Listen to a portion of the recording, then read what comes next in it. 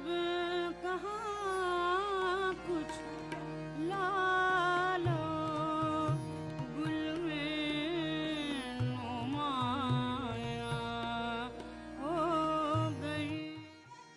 मखदूम मोहिउद्दीन का नाम एक इनकलाबी उर्दू शायर और एक सियासी रहनुमा दोनों हैसियतों से मुमताज और नुमाया है। मखदूम की शेरगोई का आगाज 1933 से होता है, जब उनकी उम्र कोई 52 साल रही होगी। उन्होंने पाबंद और आजाद नज़्में भी लिखी, क़तात, रुबाई और गज़लों में भी तबाज़माई की। उनकी पैदाइश 4 फरवरी 1908 को हैदराबाद में हुई। 1937 में उस्मानिया यूनिवर्सिटी से एमए पास किया। ये वो जमाना था जब हिंदुस्तान में अंग्रेजी हुक्मरानों के खिलाफ अवाम का गम और गुस्सा तहरीकों की शक्ल में जाहिर हो चुका था। आजादी की जद्दोजहद बड़े पैमाने पर जारी थी। मखदूम हालात के इन बदलते तेवरों से गाफिल नहीं थे।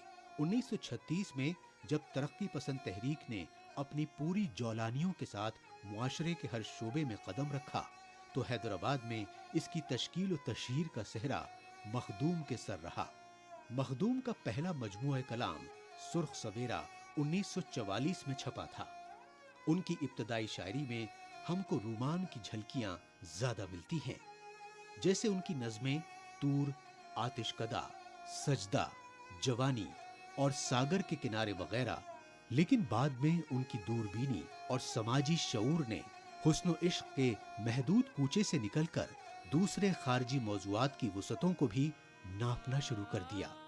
डीडी उर्दू के इस खुसूसी प्रोग्राम शेर व सुखन में आपका खैर मकदम है, इस्तकबाल है। मैं आपका मेज़बान शफ़ी अय्यूब आपके साथ हूँ। शेर व सुखन की ये महफ़िल रंगो निशात की महफ़िल है।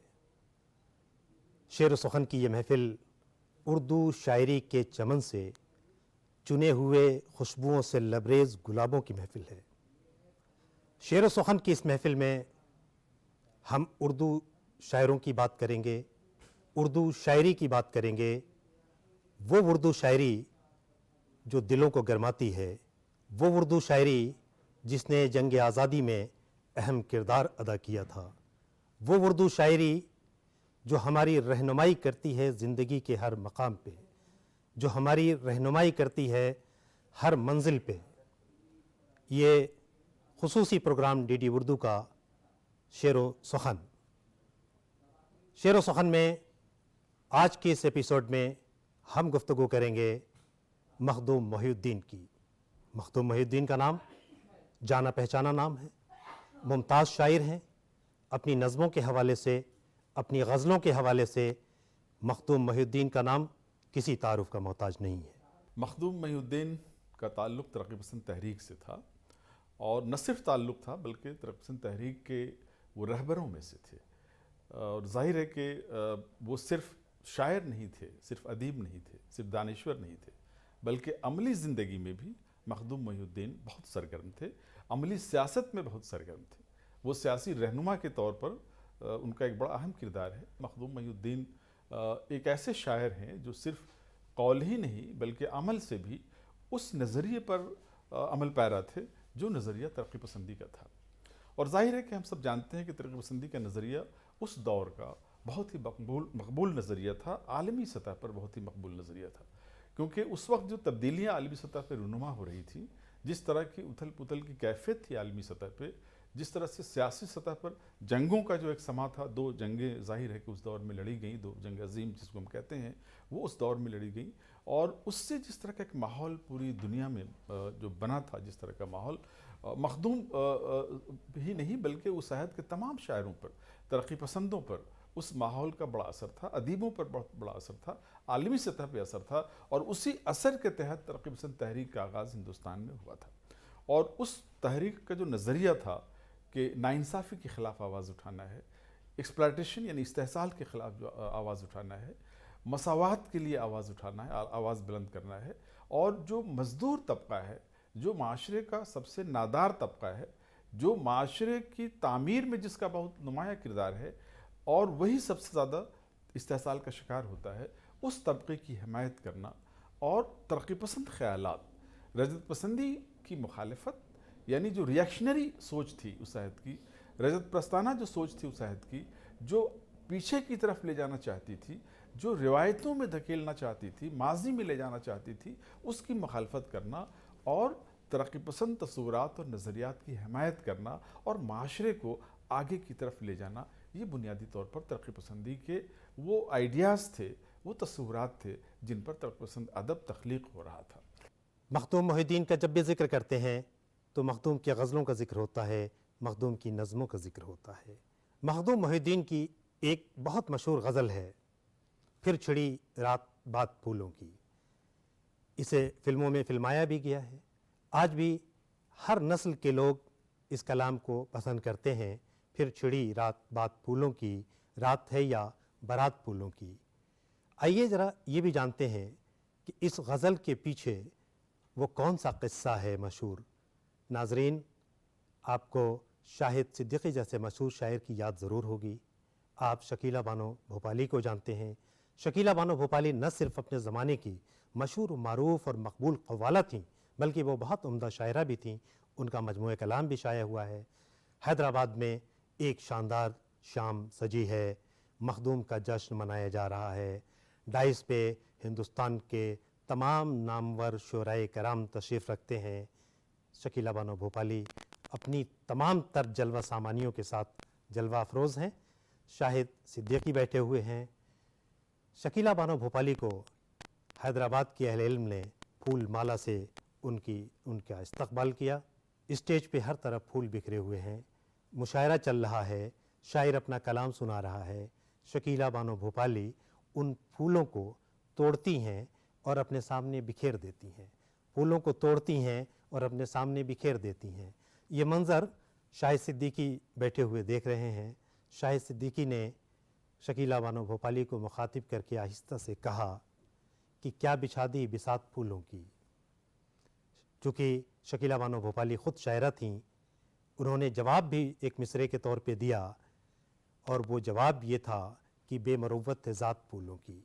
क्या बिछा दी बिसात फूलों की, तो शकीला बानो भोपाली ने कहा कि बेमरुव्वत है ज़ात फूलों की।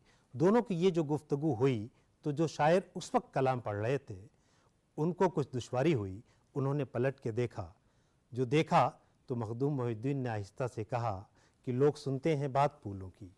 ये वो 3 मिसरे हैं जो मुशायरे के स्टेज पे सामने आए।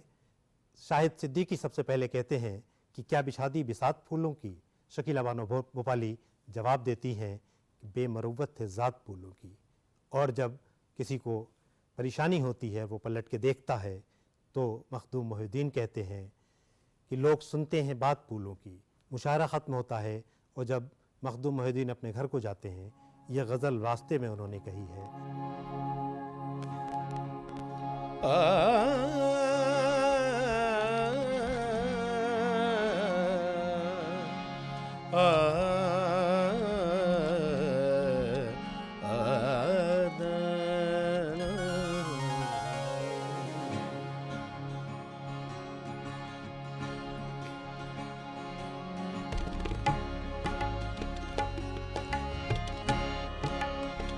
फिर छिड़ी रात बात फूलों की, फिर छिड़ी रात बात फूलों की।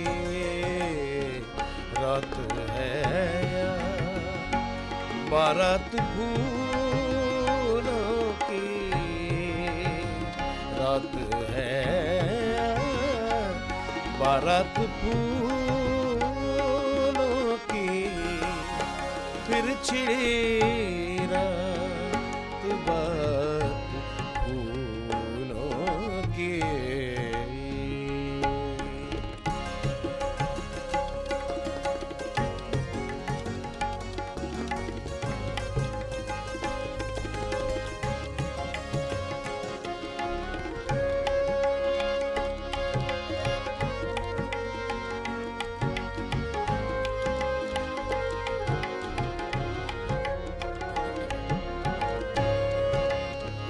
कौन देता है जान फूलों पर,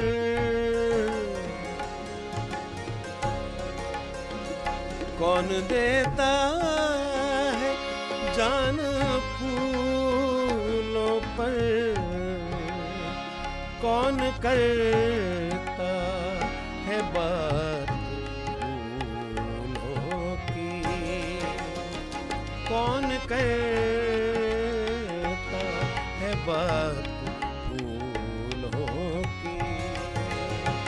रात है या बारात फूलों की, रात है या बारात फूलों की, फिर छिड़े रात बात फूलों की।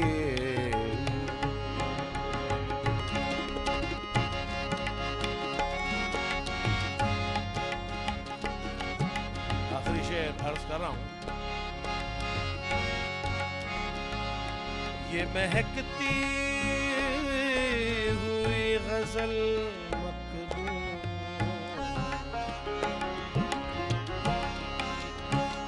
ये महकती हुई गजल मखदूम, जैसे सहरा में बात फूलों की, जैसे सहरा में बात फूलों की। रात है बारात फूलों की, फिर छिड़े रात बात फूलों की, फिर छिड़े रात बात फूलों की, बात फूलों की, बात फूलों की।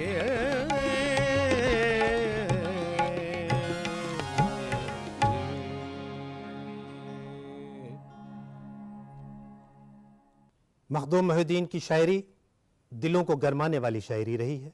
मखदूम मोहिउद्दीन ने अपने नग़मों से, अपने गज़लों से, अपनी नज़मों से दिलों को गरमाया है। उनकी जो शायराना खुसूसियात हैं, उन शायराना खुसूसियात पे इल्म व अदब के माहिर क्या राय रखते हैं, माहिरीन की क्या राय है, ये भी जानते हैं। मखदूम ने अपनी जब शायरी शुरू की थी तो वो उसी तरह से जैसे आप फैज़ के यहाँ देखते हैं, मुझसे पहली से मोहब्बत मेरे महबूब न मांग वाली बात जो आती है, या चंद रोज़ और मेरी जान फ़कत चंद ही रोज़, इस तरह की, यानी वो रुमान से इनकलाब की तरफ जो बढ़ने का अमल था, जो मरहला था, नौजवान, ये सब नौजवान शायर थे। मखदूम भी, मजाज भी, फैज़ भी, जानिसार अख्तर भी, ये तमाम जो उस अहद के कैफ़ी आज़मी, ये सारे के सारे, मजरू सुल्तानपुरी, ये सब वो लोग नौजवान नस्ल से ताल्लुक़ रखने वाले शायर थे। और ये सब रुमान के रास्ते से, इश्क़ के रास्ते से आगाज़ उन्होंने रुमान और इश्क़ से ही किया था, और उसी रास्ते से वो आज़ादी की तहरीक में और हिंदुस्तान को आज़ाद कराने और एक नए निज़ाम के क़याम का ख्वाब देख रहे थे। तक़सीम तहरीक से वाबस्ता होने की वजह से उस रास्ते पर इनकलाब की तरफ बढ़ते हैं। पहला मजमू आया था मखदूम का, उस पहले मजमू में एक नज़म थी तूर के उन्वान से, बहुत मशहूर हुई थी वो नज़म। और उस नज़म में उन्होंने जिस तरह से अपने इश्क़ या ख़यालात का इजहार किया था, रूमानी ख़यालात का इजहार किया था, उस नज़म को सुन करके उस अहद के बहुत बड़े अदीब थे, फ़िक्शन की दुनिया के बहुत बड़े अदीब, काज़ी अब्दुल गफ़्फ़ार, लाला के खतूत और बजनून की डायरी, उनकी दो अहम नावल उनके शाये हो चुके थे, और बहुत उनकी पज़िराई थी, क्योंकि उन नावलों में बिल्कुल एक नया विज़न समाज का, माशरे का, ख़वातीन के हवाले से, ख़वातीन के हुकूक़ के हवाले से, ख़वातीन के इस्तेहसाल के हवाले से, चकले के हवाले से, आपने देखा होगा चकले जो नज़म साहिर के यहाँ जो लिखी गई थी, उसी तरह से उस पूरे निज़ाम के ख़िलाफ़ जिस तरह से जो तस्वुर हो सकता था, एक इंसाफ पर मबनी और तमाम तर के इस्तेहसाल से आज़ाद माशरे, चाहे वो जिन्स या सिन्फ की बुनियाद पर तफरीक़ हो, या मईशत की बुनियाद पर, इक़्तिसादी बुनियाद पर तफरीक़ हो, या जो तबक़ाती समाज था, उसको मसावात पर मबनी एक समाज की तामीर और तश्कील का जो निज़ाम कायम करना चाहते थे। ज़ाहिर है कि ये सब उसमें शामिल थे, ये तमाम लोग। तो मखदूम ने भी उस नज़म में जिस तरह से इश्क़ का इजहार जिस तरह से किया है, और रूमानी रास्ते से, रूमानी तेवर के साथ दाखिल हुए थे उर्दू शायरी के मैदान में, उस नज़म को ज़ाहिर है कि एक बहुत ही मिसाली नज़म, एक बहुत ही अहम नज़म इसलिए तस्वुर करते हैं कि काज़ी अब्दुल गफ़्फ़ार ने ये कहा था कि खुदा इस नई पौध को, नई नस्ल की इस पौध को परवान चढ़ाए जो इश्क के इजहार में खुदा के सामने भी नहीं झिझकती है, जो नस्ल यानी खुदा के सामने भी इश्क का इजहार करते हुए नहीं झिझकती है। और खुदा भी इतना मेहरबान और मुशफ़िक़ है कि वो इस इजहार पे खुश होता है। तो ये एक बड़ा अहम जुमला था गाज़ी अब्दुल गफ़्फ़ार का, और इसकी वजह से मखदूम के उस अंदाज़ को बहुत अप्रिशिएट किया गया।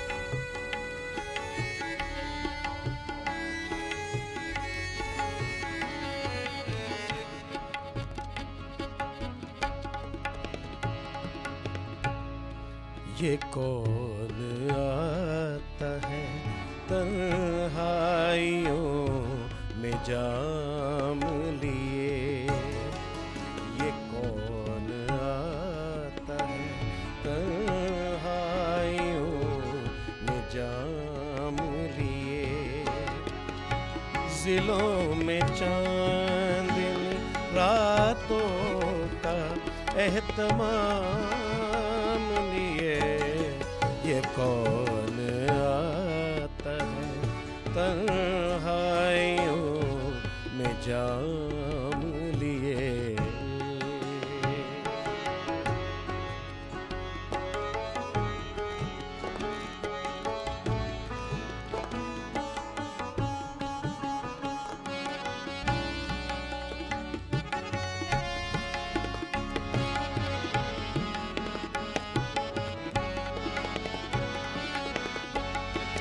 चटक रही है किसी याद की कली दिल में,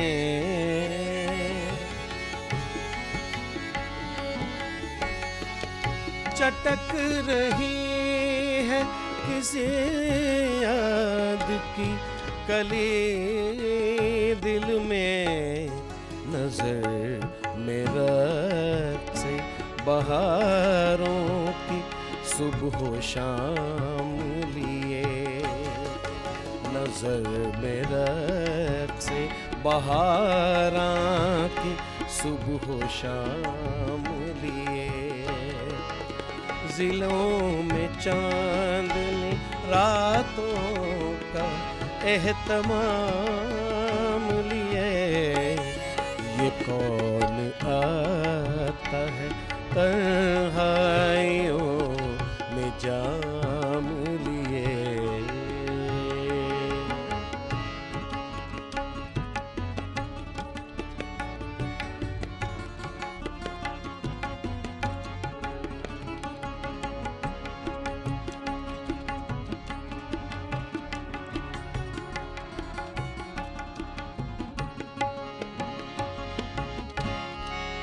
हुजूम में वादा गुल में, हुजूम में यारा में,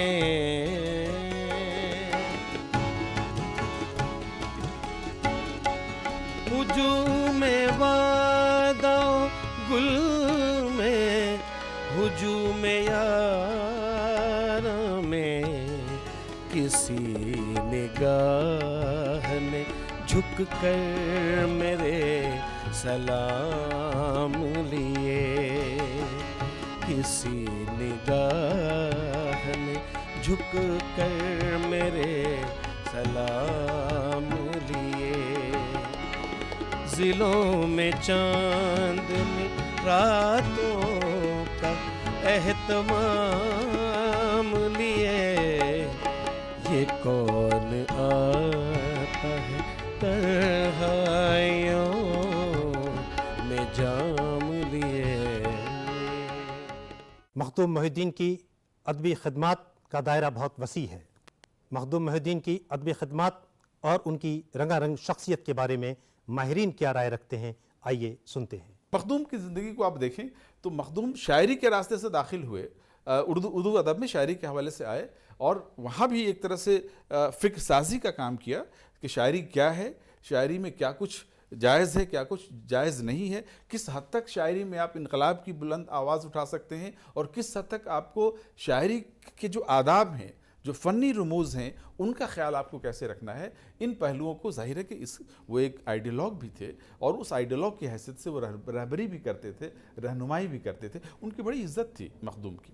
मखदूम को जितनी इज़्ज़त हासिल से तक़रीबन तहरीक के लोगों के दरमियान, शायरों के दरमियान, अदीबों के दरमियान उतनी इज़्ज़त दूसरों को नहीं हासिल हो पाई थी। वो कहीं भी पहुँचते थे तो लोग बड़े बाअदब हो जाया करते थे। कि पसंदी के ज़माने में दोनों तरह की शायरी हुई। एक तरफ बहुत ही संजीदा, बहुत ही आला, शेरियत से भरपूर शायरी हुई। तमाम तर एस्थेटिक जो पहलू हो सकते हैं, जमालियाती पहलू शायरी के हो सकते हैं, उसको पेश नज़र रखते हुए उस तरह की शायरी की गई। मखदूम के यहाँ वो शायरी खूब मिलती है। मखदूम की शायरी में कहीं आपको बहुत ज़्यादा लय इनकलाब की उस तरह से नहीं सुनाई देगी। इनकलाब की बातें हैं, लेकिन इनकलाब की लय इतनी ऊंची नहीं है कि शायरी की लय मध्यम पड़ जाए और सिर्फ इनकलाब की ही आवाज़ सुनाई दे। तो मखदूम जानते थे इन बारीकियों को कि इनकलाब के तकाज़े क्या हैं अमली सतह पे, और शायरी की हद तक इनकलाब के तकाज़े क्या हैं, और किस तरह से हमें इनकलाबी ख़यालात को भी शायरी के पैकर में ढाल के पेश करना है ताकि वो हुस्न जमाल कायम रहे। इनकलाब को उन्होंने महबूब का तस्वूर जो दिया, जिस शायर ने दिया था सबसे पहले, वो मखदूम मोहिउद्दीन थे। मखदूम मोहिउद्दीन वो अलबेला शायर है जिसको हम किसी इज़्म से पाबंद करके नहीं देख सकते। यकीनन तरक्की पसंद तहरीक से वाबस्ता शायरों में मखदूम मोहिउद्दीन का मकाम बहुत बुलंद है, लेकिन मखदूम की शायरी में जो नगमगी है, मखदूम की शायरी में जो गनाइयत है, मखदूम की शायरी में जो पैगाम है, वो पैगाम दूर तक जाने वाला है, देर तक जाने वाला है। यही वजह है कि मखदूम मोहिउद्दीन अपने ज़माने में भी मकबूल थे और मखदूम मोहिउद्दीन 1969 में 1969 में इस दुनिया से जाने के बाद भी उनकी मकबूलियत में कोई कमी वाक़ई नहीं हुई है। उनकी एक बहुत खूबसूरत नज़्म है सजदा, फिर उसी शौक़ का ख्याल आया।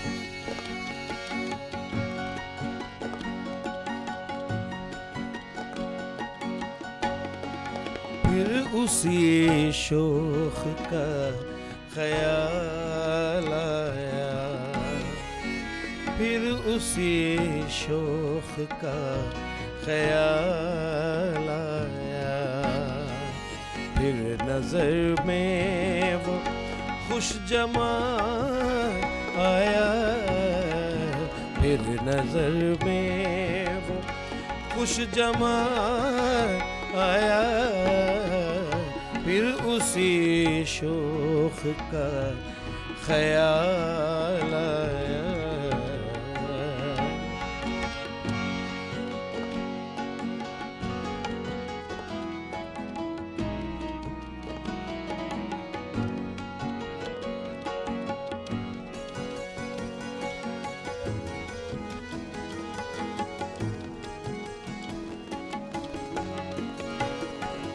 तड़पने लगा दिले मुज़तर, फिर बरसने लगा है दीदाए तर, याद आती वो चांदनी रातें, वो हंसी खेल दिल लगी बातें, शब तारीक है खामोशी है, कल जहाँ महवे ऐश कोशी है, लुत्फ सजदों में आ रहा है मुझे, छुपके कोई बुला रहा है मुझे, छुपके कोई बुला रहा है मुझे, फिर उसी शोख का ख्याल आया। फिर उसी शौक का ख्याल आया।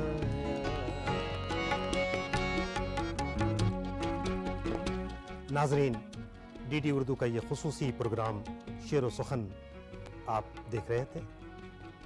यकीन है आपको ये प्रोग्राम बहुत पसंद आया होगा। हम आपके लिए ऐसी ही बज़्म आरास्ता करते रहेंगे। अपने मेज़बान शफ़ी अय्यूब को इजाज़त दीजिए। आदाब। चूड़ियाँ बज रही है हाथों की, आई आवाज उसकी बातों की, उड़ रहा है गुबार नूर बदन, फैलती जा रही है बूए दहन, मौजे तस्लीम ऐफ़े खुल्दे बरी, जगमगाता बदन चमकती ये ज़मीं, अपने आंचल में मुँह छिपाए हुए, अपने आंचल में मुँह छुपाए हुए, आ रहा है कदम बढ़ाए हुए, आ रहा है कदम बढ़ाए हुए।